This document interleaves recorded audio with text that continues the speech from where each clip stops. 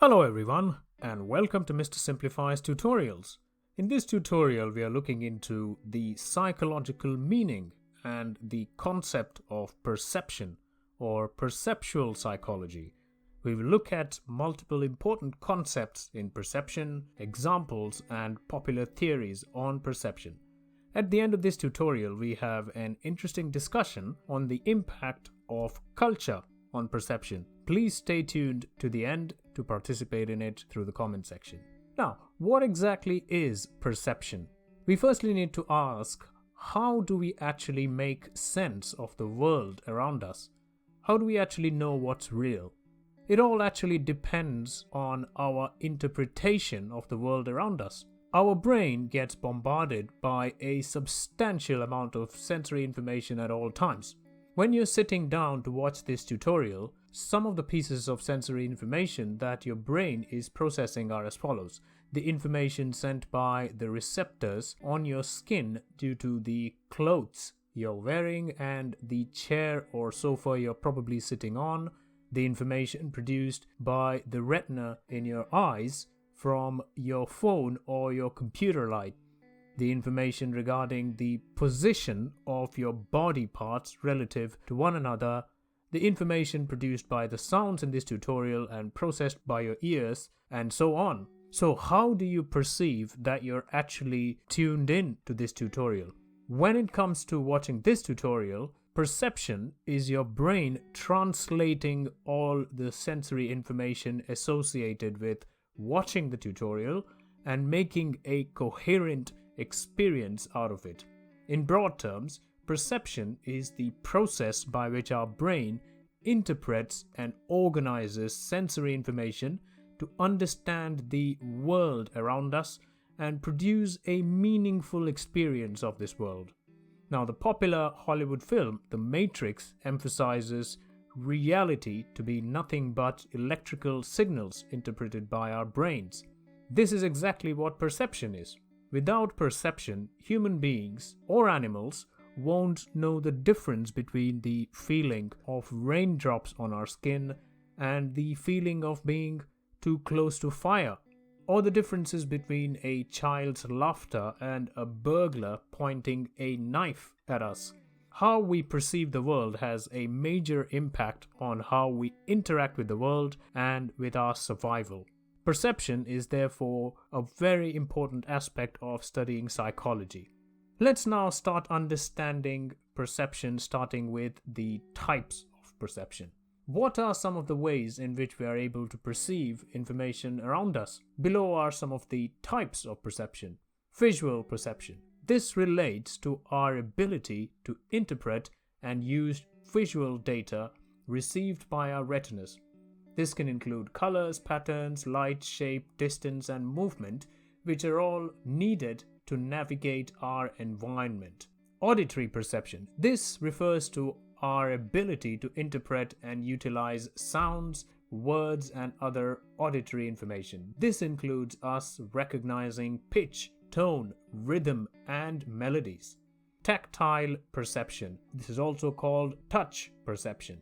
This refers to our ability to interpret touch sensations like temperature, textures, and pain. This helps us differentiate hot and cold surfaces or differentiate pleasure and pain.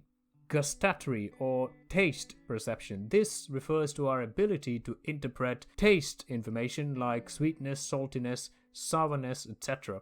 Olfactory or smell perception. This refers to our ability to interpret various smells, be it aromas or odors. Proprioception. This refers to our body interpreting information from our muscles to understand the position of various parts of our body in respect to the other parts. For example, when you lie down and bend your leg to warm up in the gym, the stretch receptors in your body affirm that you are actually bending your leg and you need to bring it back to its ideal state. Motion perception. This refers to us interpreting motion accurately in our environment.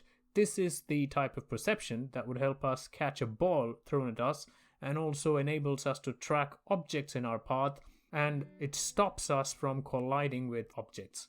Now, these are some of the types of perception we are looking at. It's important to understand that multiple types of perceptions are used in collaboration in everyday life, be it while playing sport or also while interacting socially. Now let's look at two important ways in which we perceive information. This is also called perception processing. We already know that perception is interpretation, so it's important to understand how we interpret or process information in everyday situations. And we have two types of perception processing: bottom-up processing and top-down processing. We'll look at what these are with examples. Bottom-up processing. We encounter situations where we construct interpretations based on individual pieces of sensory data without any prior knowledge or expectations. This is called bottom-up processing. Top-down processing, and sometimes we encounter situations wherein we process sensory stimuli by using our prior knowledge and experience as opposed to processing the raw data provided.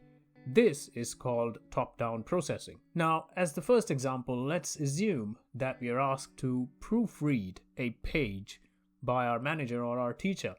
If the page is written in a language we have very recently learned, we will proof the page by reading every single alphabet and reread sentences to ensure proper grammatical construction, right? This is because we're not very fluent with the language yet. This is an example of bottom-up processing. You're processing the information that has been provided to you in its raw form. But if the page is written in a language we are completely fluent in, we will tend to skim through the individual words and look at the meaning of whole sentences. We are essentially using our existing grasp on the language and are using it to proof the page. This is called top-down processing. Now, a second example is when you're trying to learn a new musical instrument, you will be using bottom-up processing and will painstakingly learn each individual note or chord. As a third example, when you're with a known person in a very noisy environment where you actually can't hear them, you will use top-down processing to understand what they're saying and will not need to hear every single word coming out of their mouth. It's very clear that both approaches have their pros and cons. Bottom-up processing is time-consuming but highly accurate, whereas top-down processing saves time and effort. Now, perception is sometimes confused with sensation and with perspective. So let's differentiate the three terms to clarify what perception actually means. Now, sensation is detecting and responding to various stimuli from the environment. So it's quite similar to perception. Perception actually extends beyond sensation and is the union of all sensations into one coherent experience. Perspective, on the other hand, is a point of view. Perspective goes beyond perception and is the sum total of all of our perceptions. Now let's look at an example. If we look at the act of riding a motorbike, the feeling of the bike touching your body is a sensation. Interpreting that sensation and perceiving it as us riding a bike is perception. And either enjoying the experience of riding motorbikes or not can be a perspective. Hopefully that is clarified in your mind. Now let's look at some theories on perception in brief and understand different perspectives on perception.